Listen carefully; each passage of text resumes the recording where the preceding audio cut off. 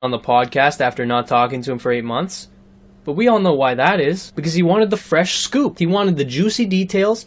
He wanted JonTron to explain to everybody how he got those fucked up ideas in his head. And this is classic. I mean, this is not a one-off situation. Watch the podcast for so long and you'll definitely notice something. You might not notice it directly, but anytime Ethan feels he's superior to a guest, he makes it blatantly obvious. One of the worst occasions of this is the episode with Jimmy Lee. Now, I'm going to try and make this brief, but if you do watch this podcast episode, it is insane the amount of disrespect that Ethan displays for this old man. He opens the podcast by basically bashing him and discrediting him as a comedian. His comedy style is essentially roasting people he's never met before.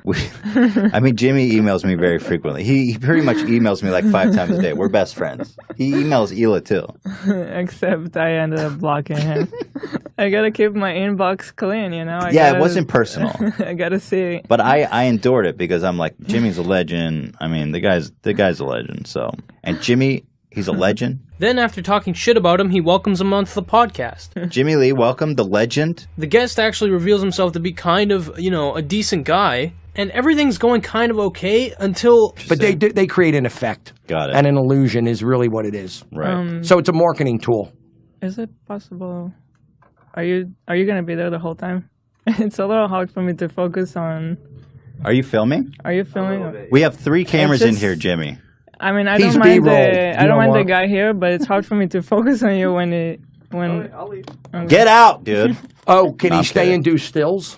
Or no? Not really. No. This Okay. We'll do the stills Thanks, all dude. Okay. All right. Okay. Sorry. All right.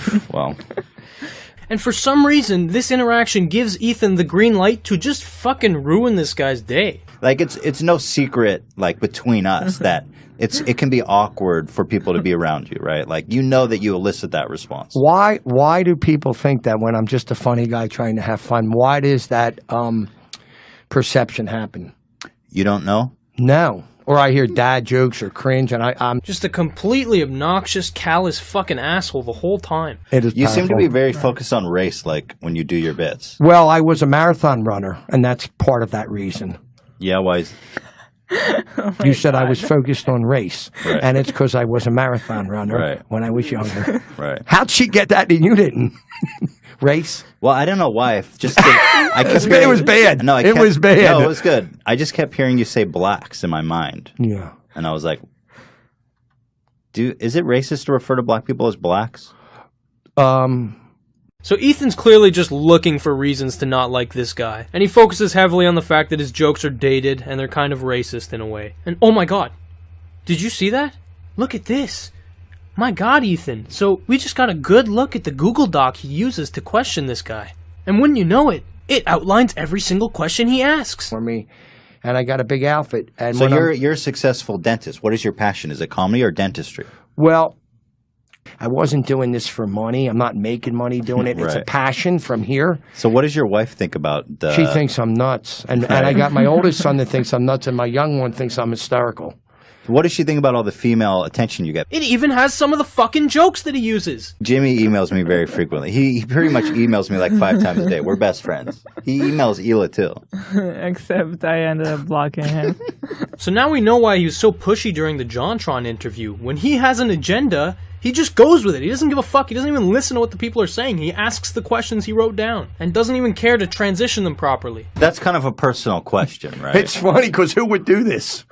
That's why I don't get the people don't get that's why it's funny. Yeah. Who would do this? That's why we have to get famous so people expect to see it. That's like, that's almost like murdering your whole family and then being like, who would do this? Well, it's okay because I'm famous now. People expect it. It's cute. It's funny. Who would do this? I'm not that crazy over the line. You're not that crazy. No, but that would be funny. I would never hurt a person. I just want to be noticed and have fun. That's really all it is. We had fun. We had a good time. We had fun. We had a lot. We almost got killed a little bit. Yeah, it was a good time. So they're having a normal conversation. The guy just seems too human, right? So Ethan has to dehumanize him by doing this. That's exactly what happened. It was actually Ethan a fluke. So would you want to roast one of us? Because you're like a roast comedian, right? Yeah, but all of a sudden, we're having this serious thing, and now I got to go into Jimmy Lee mode. Let's do it. All right, so who am I roasting? Am I roasting? You can start with me. You want me to Take start it, with Elon. you? Poor Elon. Yeah, I can take it. Well, Okay, this is a dance monkey dance situation. For those of you who don't know what that means, when you say dance monkey dance, it basically describes the desire of one person to have another person perform a trick for their entertainment. It's generally really demeaning, and the person asked to perform the trick is usually devalued for satisfying the request.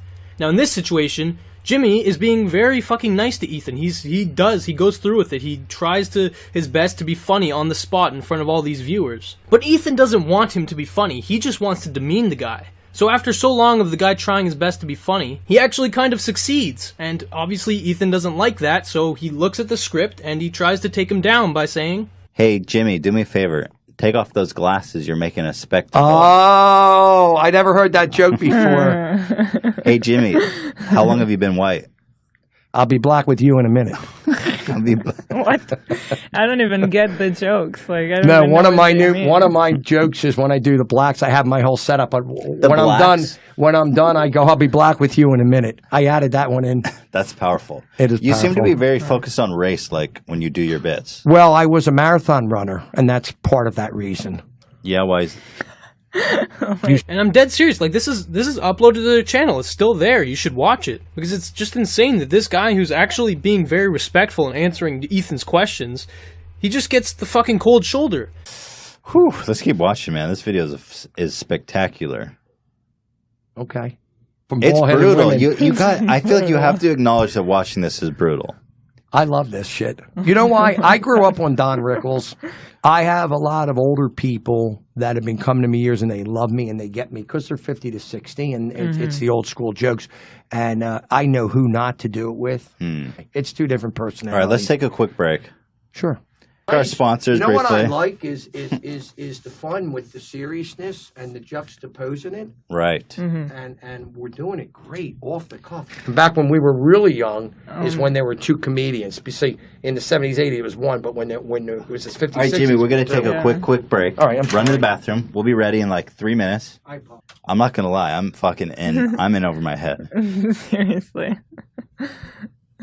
Is this I feel like I have no control over this. I feel like I have no control over this. You had complete control of this podcast, Ethan. You asked all the questions, and he answered them. When you were interrupted, he didn't fight you. When you told him what to do, he would do it. The only reason the podcast failed is because you wanted it to. You wanted to rag on this old man, and you succeeded. And Hila's no angel, okay? When this guy goes to the bathroom, she fucking literally suggests that they kick him out. Say, we could bring Dan with the news after the break. Oh And Ethan loves this idea because he goes through with it. He does it. Oh my Okay. god, dude! I'm sorry. I feel like I have no control over this. Thanks for joining us today. Thank you for having me. It was a pleasure. My pleasure. I hope you don't get stabbed or shot. No. I wish you health and happiness and all the attention. What in is the world. what is your advice for me? I think you're too mean. I think you have to tone it down a little bit. Am we finished now? You're being, or- you know, in the. Am I being ejected? You know, It's the ninth inning. I'm Jimmy, being ejected. You know,